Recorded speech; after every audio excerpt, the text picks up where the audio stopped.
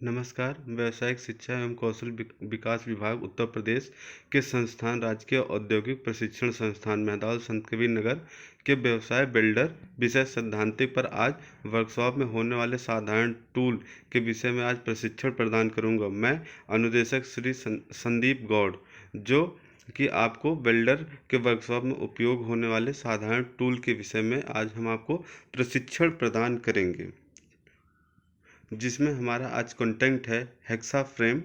Hexa frame के प्रकार, hexa blade, रेती के अंग, रेती के पदार्थ, रेती के काट, गुनिया, मैलेट और बेंच वाइस। इन सब जो भी टॉपिक हैं इनके विषय में आज मैं प्रशिक्षण प्रदान करूंगा।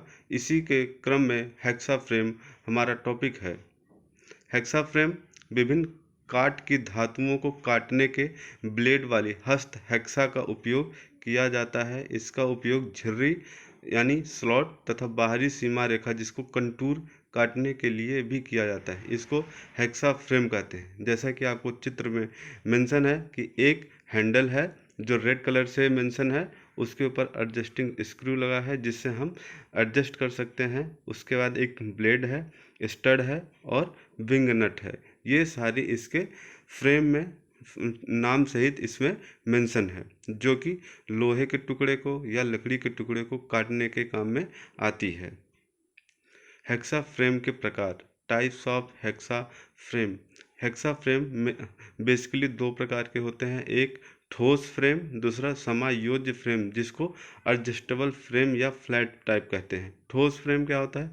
इस फ्रेम में केवल विशेष मानक लंबाई ब्लेड फिट हो सकती है, यानी कि जो ठोस फ्रेम होता है उसमें ब्लेड की लंबाई फिक्स होती है, जबकि समायोज्य फ्रेम जिसको हम एडजस्टेबल फ्रेम कहते हैं, इस प्रकार के फ्रेम में कई लंबाई वाले ब्लेड का प्रयोग कर सकते हैं। यह अधिकांशतः उपयोग होने वाला प्रकार है। यह काटते समय अधिक अच्छी पकड़ एवं नियंत्रण देता है, यानी कि इसमें विभिन्न प्रकार के ब्लेड एडजस्ट कर सकते हैं।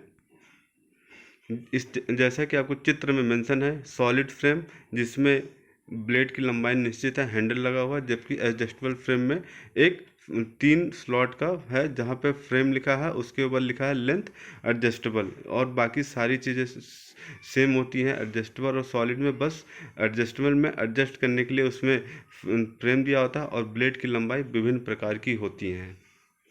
हेक्सा ब्लेड, हेक्सा ब्लेड एक पतली से सक्रिय दांतों के इस्पात की पट्टी होती है। यानी हेक्सा ब्लेड जो होती है एक पतली लोहे की चद्दर की बनी होती है, जिसके किनारे पर दांत कटे तथा दूसरे सिरे पर 2 पिन छिद्र होते हैं। इसे हेक्सा फ्रेम के साथ उपयोग किया जाता है। ब्लेड या तो निम्न एलॉय इस्पात या उच्च गति इस्पात यानी हाई HSS लिखा है, यानी हाई स्पीड स्टील की बनी होती है। 250 mm तथा 300 mm की मानक लंबाइयों में मिलती है। यानी इसकी जो लंबाई होती है 250 mm यानी 25 सेंटीमीटर और 300 mm यानी 30 सेंटीमीटर की लंबाई में मिलती हैं।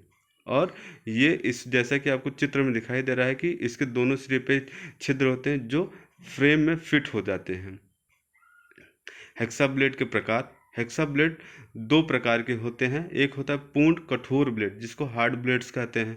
ये पिन छिद्रों के बीच पूर्ण लंबाई में कठोरीकृत किया जाता है, यानी कि इनके जो लंबाई होती है उनकी लंबाई के जो छिद्र होते हैं वो कठोर होते हैं। दूसरी होती है फ्लेक्सिबल ब्लेड जिसको लचीली ब्लेड कहते हैं। इस प्रकार के ब्लेड में केवल दांत कठोरीकृत किए जाते हैं। इनके लचीलीपन के कारण इस ब्लेड को वक्र रेखा के साथ काटने के लिए उपयोग किया जाता है। यानी कि जो इन लचीली ब्लेड यानी फ्लेक्सिबल ब्लेड होते हैं, इनके तीत जहाँ पे दांते होते हैं उसको कठोर किया जाता है, बाकी ऊपरी सतह इसका लचीला होता है, और जहाँ पे भी वक्र की लंबाई जैसे काटना हो वहाँ पे आराम से काट सकते हैं। इसमें जैसा कि आपको फिगर में दिखाया गया हार्ड ब्लेड ये ग्रीन और रेड में दिखाया गया है, जबकि फ्लेक्सिबल ब्लेड को आपको एक गोल दिखाया गया जिसमें तीथ मेंशन है। ये जो तीथ होते हैं ये हार्ड होते हैं, बाकी इसकी जो भी स्टील की प्लेट होती है वो लचीली होती हैं। रेती के अंग, पार्ट्स ऑफ फाइल।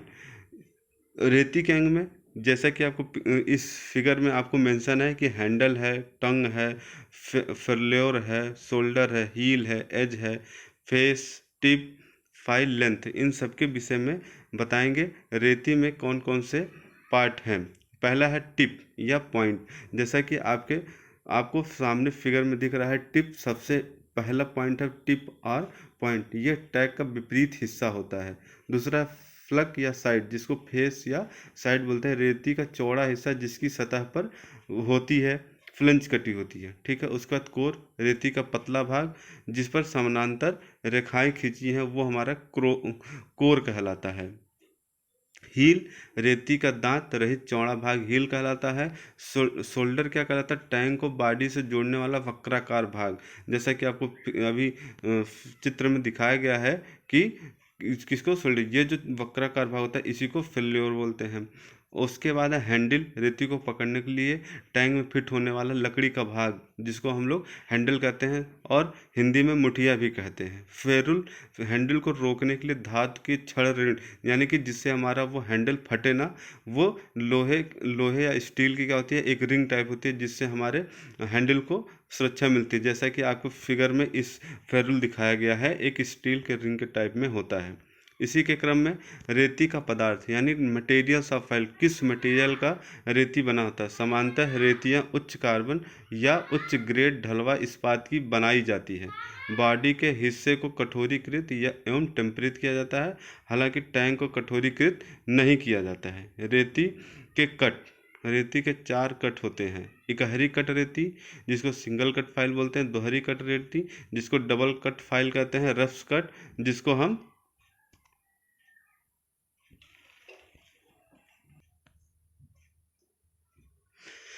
इसी के क्रम में इकहरी कट रेती जिसको सिंगल कट फाइल बोलते हैं, दोहरी कट रेती डबल कट फाइल बोलते हैं, रफ कट और वक्र कट जिसको कर्व कट फाइल कहते हैं। इसी के क्रम में इकहरी कट रेती जिसको सिंगल कट फाइल कहते हैं। इकहरी कट रेती के फलक के आर पार केवल एक ही दिशा में दांतों के कट की पंक्तियां बनी होती है, जैसा कि आपको इस फिगर में दिखाई दे रहा है। दांत केंद्र रेखा से 60 अंश कोण पर बनाए जाते हैं, इससे रेती के कट की चौड़ाई के बराबर चिप्पी काटी जा सकती है। इस कट वाली रेती मुलायम धातु जैसे पीतल, एल्युमिनियम, ब्रॉन्ज, तांबे को काटने में उपयोग होती है। सिंगल कट रेती देखिए आप, एक लाइन सीधी होती है जो सेंटर से 60 अंश का कोण बनाती है।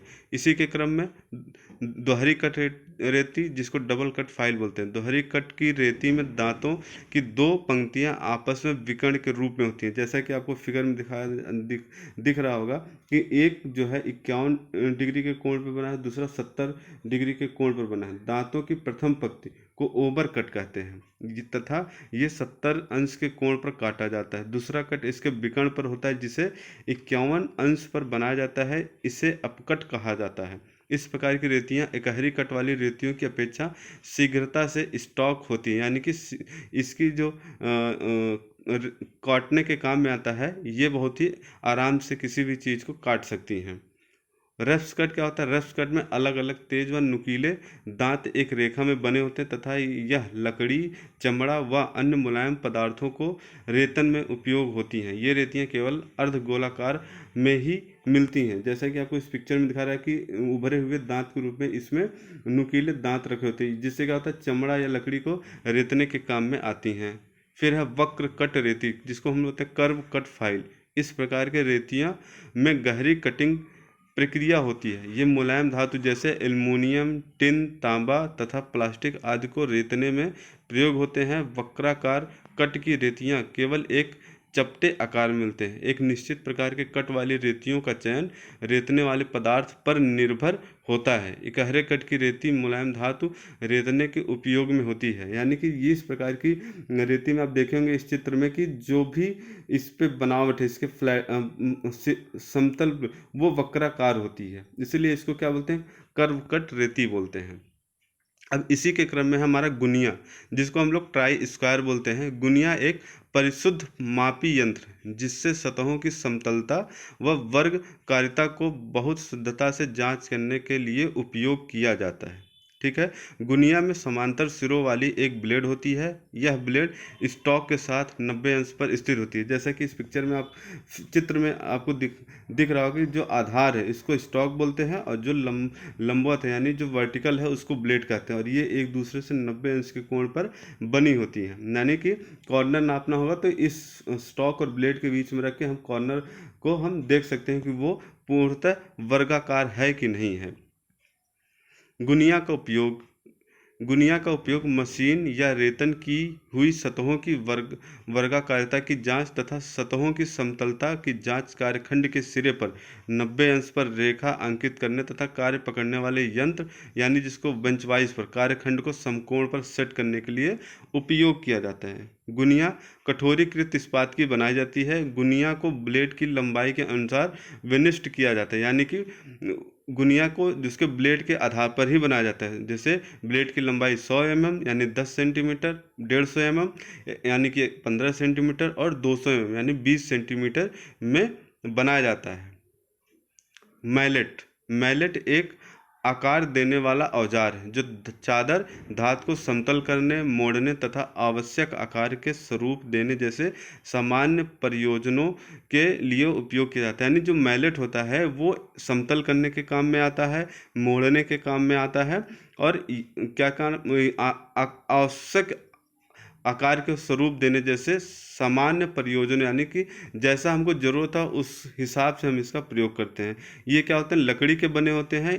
मैलेट 50 mm, 75 mm और 10 mm व्यास में मिलते हैं। मैलेट का उपयोग जब धातु चादर को समतल करने के लिए किसी भी धातु हथौड़े का उपयोग किया जाता है तो कार्य की आवश्यकता से अधिक भार के हथौड़े का उपयोग करने से हथौड़े का फलक क्षतिग्रस्त हो सकता है या चादर पर निशान छोड़ सकता है। ऐसी क्षति या मुद्रक को रोकने के लिए मैलेट का प्रयोग किया जाता है। यानी कि ये लकड़ी कठोर लकड़ी का बना होता है और हम जब पतली सीट को यानी जब हम बॉक्स वगैरह बनाते हैं या लोहे की अलमारी बनाते हैं तो उसमें हम लोहे के हथौड़े का प्रयोग ना करके लकड़ी के कठोर लकड़ी के हथौड़े का प्रयोग करते हैं, जो क्या होता है जिसका व्यास चौड़ा होता है और वो उस चद्दर पे कोई भी चिन्ह नहीं छोड़ती है और आराम से काम हमारा हो सकता है। मैलेट जैसे कि आपको इस पिक्चर में दिखाए थे कठोर लकड़ी के बने होते हैं। इसमें एक पार्ट हैंडल होता है, दूसरा फेस कहलाता है और तीसरा हेड कहलाता है। ये हल्के होते हैं बट क्या होते हैं लकड़ी के कठोर बने होते हैं। बेंच वाइस कार्यखंड को पकड़ने के लिए वाइस का प्रयोग किया जाता है। ये विभिन्न किस्मों में पर्याप्त है। बेंच कार्यों के लिए प्रयुक्त वाइस को बेंच वाइस या इंजीनियर वाइस कहते हैं। वाइस का साइज उसके जबड़े की चौड़ाई पर द्वारा वर्णित किया जाता है। यानी कि जब किसी हम कार्यखंड को वर्कपीस को पकड़ने के लिए जिस वाइस का प्रयोग किया जाता है वो बेंच वाइस होता है। बेंच वाइस ढलवा लोहे अथवा ढलवा लोहा इस्पात का बनाया तथा इसका इस्तेमाल रेतने यानी फाइलिंग के लिए, आरी से काटते समय, चूड़ी काटते समय, अन्य हस्त क्रियाओं के लिए प्रयोग किया जाता है। जैसा कि इस पिक्चर में चित्र में आपको बेंच वाइस के पार्ट दिख रहे होंगे। एक साइड है, स्टेशनरी जा है, स्लाइडिंग जा है, हैंडल है, स्क्रू है, फ्लेक्सिबल बॉडी है और बेस है। इस फिगर के में आपको सारे पार्ट मेंशन है। किसी वाइस में निम्नलिखित पुर्जे होते हैं। स्थिर जबड़ा यानी स्टेशनरी जॉ, चाल जबड़ा स्लाइडिंग जॉ यानी इसमें क्या होता है चाल होता है, स्पिंडल जो घुमाने के काम में आता है, हैंडल ये टाइट करने के काम, तो बॉक्स नट जिसमें हमारी बॉडी फिट होती है, बेस जो आधार कहलाता है।